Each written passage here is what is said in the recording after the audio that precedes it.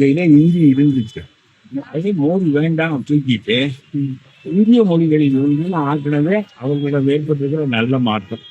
நான் சொல்றேன், அவருக்கு ஒரு இந்திய மொழி எனக்கு படிக்கணும், பிரெஞ்சு படிக்கிறான், ஜெர்மன் படிக்கிறான், நம்ம இந்திய மொழியை படிக்க மாட்டானாங்கிறது அவருடைய கருத்து. அதனால உங்க தாய்மொழி அல்லாத இன்னொரு இந்திய மொழியை படிங்கிறாரு. நான் என்ன சொல்றேன்னா, எப்ப இந்தி இல்லையோ, இந்தி அல்லாத இன்னொரு இந்திய மொழினா அவனுக்கு ஒரு வேடம் இல்லை. இந்திய ஆதிக்க மொழி அது நம்மளை இரண்டாம் தர குடிமக்களாக ஆக்கிவிடும். பெருவாரி இனத்தினுடைய ஆதிக்கம் ஏற்படும், சிங்களம் போல. ஆகவே நாம் இந்தியை எதிர்ப்போம்.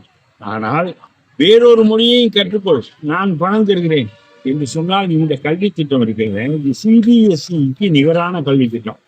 கணினி, நூலகம், என்ன பசுமை கட்டிடங்கள், எல்லா வசதியும். சிபிஎஸ்இல 1,00,000 ரூபாய் கட்டி படிக்கின்ற மாணவர்கள் என்ன வசதி அடைகிறார்களோ அதே வசதியை இங்கே உள்ள மாணவர்கள் அடையலாம். கட்டாயமாக இந்தியை நீங்கள் ஏற்றுக்கொள்ள போவதில்லை, ஏற்றுக்கொள்ள தேவையில்லை. அப்புறம் நமக்கு என்ன, 2,000 கோடி பணம் கொடுக்குறான், என்ன நம்ம 1000 கோடி போட்டு சிபிஎஸ்சிக்கு நிகரான பள்ளிக்கூடத்தை நடத்துவதில் என்ன சிரமம்?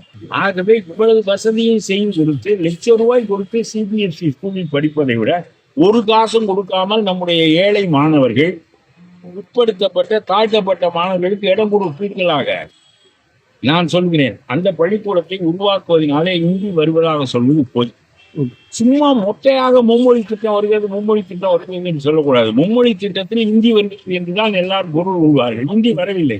அதை நீக்கி விடுகிற அதிகாரம் நம் கையில் இருக்கிறது.